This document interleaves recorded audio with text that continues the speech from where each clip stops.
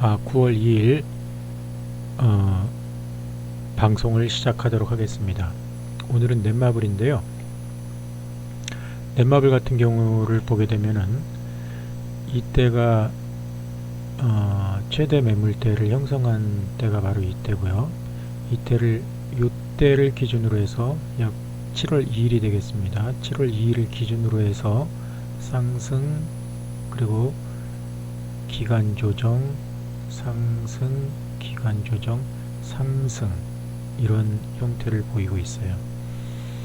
근데 문제는 뭐냐면 어저께, 오늘 말고 어제 대량의 음봉이, 긴 장대 음봉이 나왔단 말이에요. 오늘 다행히도 이 부분에 대해서 어느 일정 부분까지, 그러니까 한 3분의 2 정도 되는 그 부분까지 만회를 했는데, 오늘 좀 더 해가지고 긴 거래량을 수반하면서 이렇게 상승을 했다면 좀 더 좋았을 텐데, 그것이 안 된다는 것이 좀 아쉽고요.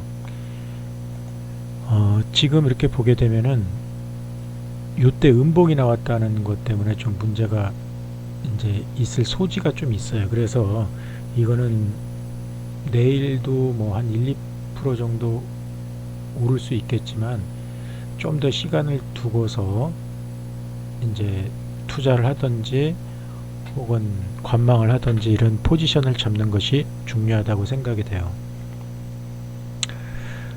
아직까지 뭐 강도라든지 이런 것이 크게 꺾였다 이렇게 보기는 어려워요. 지금 당장의 시점에서. 그렇지만 이때가 9월 1일 음봉을 기점으로 해서 꺾였다고 볼 수는 있고요. 우선 강도가 꺾인 것이고요.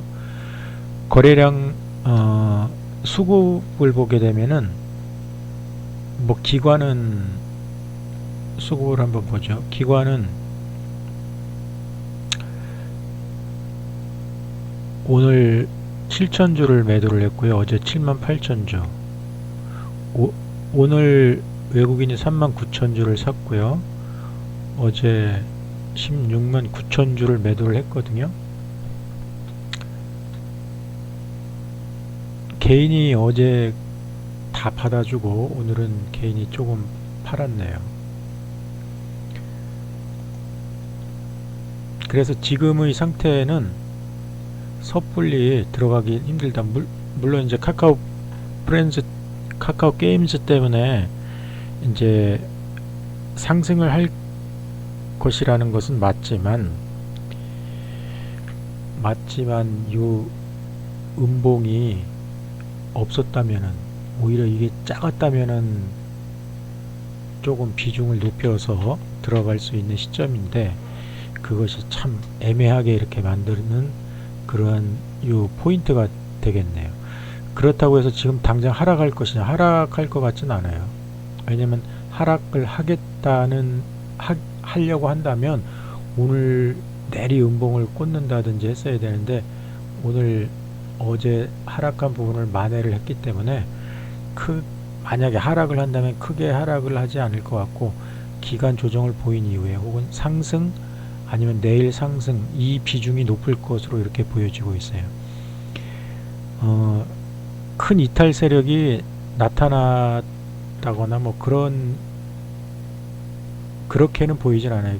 거래량은 많았지만은 우선 당분간은 그렇게까지는 보기는 힘들고, 그 다음에 뭐 강도가 약해졌다, 매직 강도가 약해졌다, 뭐 이렇게까지도 보기 힘들 것 같아요. 넷마블 같은 경우에는 매출액이 2022년도에 3조 2천억 원, 2022년도에 4조 2천억 원, 그리고 영업이익이 21년도에 4천억, 22년도에 4,800억, 23년도에 7,500억, 뭐 이렇게 보기 때문에 이거는 뭐 계속 성장한다 이렇게 보는 것이 맞을 것 같아요. 그리고 뭐 이런 보조지표 같은 것을 봤을 때도 당장 꺾인다 이렇게 보기는 힘들 것 같고요.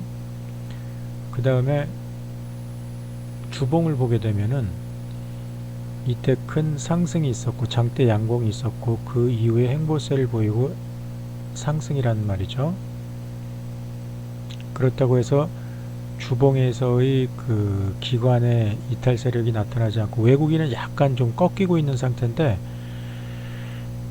외국인이 뭐 꺾인다 하더라도 뭐 기관이 동시 순매도를 보이고 있지 않기 때문에 기관이 뭐 행보만 해준다 하더라도 크게 뭐 이렇게 문제될 것 같지는 않고요. 그렇다면은 어디까지 갈 것이냐, 가긴 간단 말이죠. 어디까지 갈 것이냐. 우선 뭐 지금 1차적으로는 20만원 정도까지는 무난하게 갈 것으로 이제 보여지는데, 어느 시점에 갈 것이냐, 이제 그것이 관건이거든요. 조정을 보인 다음에 갈 것이냐, 조정은 뭐 기간 조정이 될 가능성이 높고요. 기관 가격 조정을 하기는 좀 힘들어 보이죠. 지금 상태에서는 가격 조정을 한다면 오늘도 내리꽂고 내일도 좀 이렇게 내리꽂는 그런 것이 나타났어야 되는데, 오늘 어제 내리꽂은 부분을 일정 만회를 해줬기 때문에 이거는 뭐 내일 만약에 음봉으로 시작한다면은 뭐 기간 조정의 시작점이라고 보면 되고, 내일 양봉을 보인다면 뭐 20만원을 향해서 가는 것이고요. 뭐 그렇게 보면은 맞겠죠. 또 그렇게 봐야 될 것 같고요. 현재 신고가 부분이기 때문에 손해 본 사람들은 어저께 산 사람들, 어저께 이 고점에서 매수한 사람들밖에 없고, 만약 이때 산 사람, 이때 고점에 산 사람도 지금 이득이거든요. 그러니까 이때는 이익 실현 차원에서 매도를 한 것이다. 하락을 부추기기 위해서 매도한 것이 아니라 이익 실현 차원에서 그렇게 한 것이다 라고 보는 것이 맞을 것 같고요. 뭐 아까도 봤다시피 매출이나 영업이익이 계속 우상향되는 부분이 많이 있죠. 여기 보시게 되면은 이쪽 부분에서 매출이라든지 영업이익이라든지 뭐 다 우상향하기 때문에 조정할 때마다 매수를 하는 것이 맞다고 이렇게 볼 수 있을 것 같네요. 뭐 NC소프트 같은 경우 참, NC소프트 한번 볼까요? NC소프트는 이때 정점으로 해서 이제 내려오는 추세인데, 지금 넷마블 같은 경우에는 NC소프트, 이건 수급하고 영업이익을 보게 되면은 얘는 2022년 정점으로 해서 약간 좀 이렇게 추정이에요. 추정. 약간 좀 횡보세를 보이고 있고, 영업이익 또한 2022년을 정점으로 해서 횡보세 하향 뭐 이렇게 보이고 있기 때문에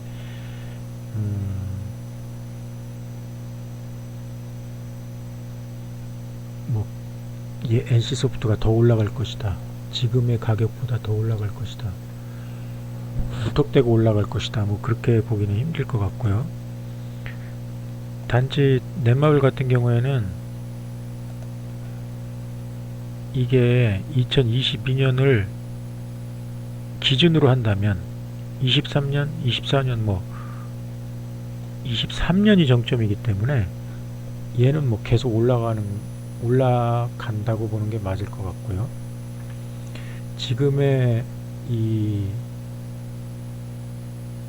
시점은 어느 시점이냐, 횡보세를 앞두고 있는 시점, 기간 조정을 보이고 있는, 가격 조정은 좀 힘들 것 같고, 가격 조정이 나타난다면 뭐 개인들이 달라붙어 가지고 올릴 것 같고요. 개인의 예탁금이 뭐 52조 정도 되니까 충분히 이 정도는 커버해 줄 수 있을 거라고 보여지고 있어요. 자, 오늘 여기서 방송 마치도록 하겠습니다. 감사합니다.